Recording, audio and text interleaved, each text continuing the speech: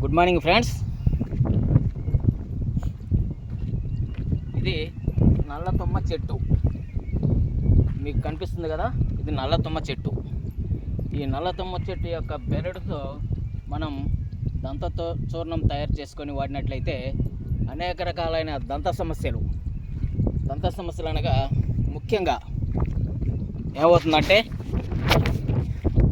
కదిలే దంతాలు గట్టిపడతాయి. ఈ యొక్క దంత చూర్ణంతో వాడితే నల్ల తుమ్మ చెట్టు యొక్క బెరడుతో తయారు చేసిన దంత చూర్ణం ఇది.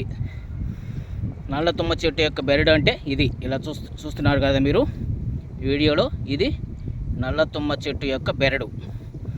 ఈ బెరడుని మనం ఎండించి చూర్ణం చేసుకోవాలి.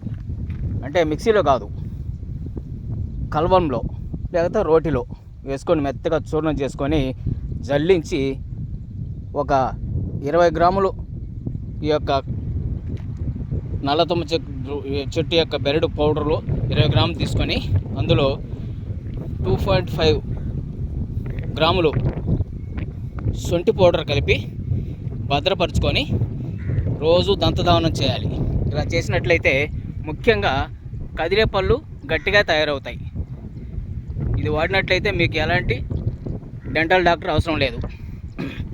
ఇలా వాడుకొని అన్ని రకాల దంత సమస్యల్ని తగ్గించుకోగలరని కోరుకుంటూ, అన్ని రకాల దంత సమస్యలు అంటే చిగుళ్ళు ఏమంటే రక్తం కారటం, చీము కారటం, నోటి దుర్వాసన, ఇలాంటి సమస్యలన్నీ మీకు 90 రోజుల్లో మీరు అద్భుతమైన ఫలితాలు గమనిస్తారు.